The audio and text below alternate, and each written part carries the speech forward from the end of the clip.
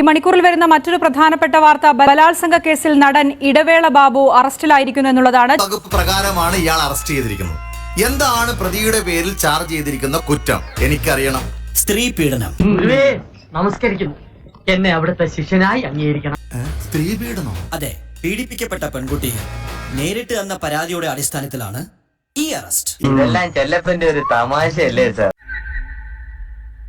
கொஞ்சம் அங்கே பாரு கண்ணா.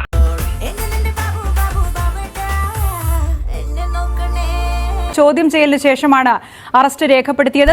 സുഗതൻ പിന്നെ തെറ്റുകൾ ചെയ്തിട്ടുണ്ടല്ലോ. സുഗതൻ അന്യന്റെ ഭാര്യയെ മോഹിച്ചിട്ടുണ്ടെന്ന് അച്ഛൻ മനസ്സിലാക്കുന്നു. സുഗതൻ സുഗതൻ അന്യന്റെ ഭാര്യയെ അന്യന്റെ സ്വകാര്യ ജീവിതത്തിൽ ഇടപെടുന്നവനായിരുന്നു സുഗതൻ. മോനെ ഹംസേ, നീ പീഡന കാര്യത്തിൽ ഇത്ര മിടുക്കനാന്ന് ഞാൻ കരുതിയില്ല. കഴിഞ്ഞ 3 മാസമായിട്ട്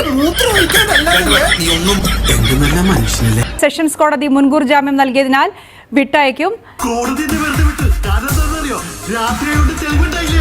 പിന്നെ ഞാൻ കാശിന് വലിച്ചെറിഞ്ഞു. പക്ഷെ മനസാക്ഷി കോടതിയില് ഞാൻ കുറ്റക്കാരനെ വെച്ചു.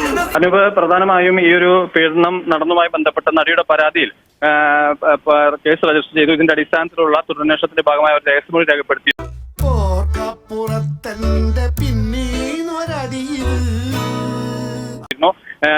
താരസംഘടനയായ അമ്മയിൽ മെമ്പർഷിപ്പ് വാഗ്ദാനം ചെയ്തുകൊണ്ടാണ് ഇത്തരത്തിൽ പീഡനം നടന്നത്. ഒരു ദുർബല നിമിഷത്തിൽ അങ്ങനെ പറ്റി. ഈ വീട്ടിലേക്ക് വിളിച്ചു വരുത്തി അവിടെ വെച്ച് പീഡിപ്പിച്ചു, ഫോം പൂരിപ്പിക്കുന്നതിന് മറ്റുമായി വിളിച്ചു വരുത്തി പീഡിപ്പിച്ചു എന്നാണ് പരാതി. പക്ഷേ ഈ ആരോപണങ്ങളെല്ലാം ഇടവേള ബാബു നിഷേധിക്കുകയാണ് ചെയ്തിട്ടുള്ളത്. അത്തരം സംഭവങ്ങൾ ഉണ്ടായിട്ടില്ല എന്നാണ് ഇടവേള ബാബു പോലീസിനെ അറിയിച്ചിട്ടുള്ളത്. കടുങ്കെട്ട് വീണതുപോലെ ഇപ്പോഴത്തെ അവസ്ഥ.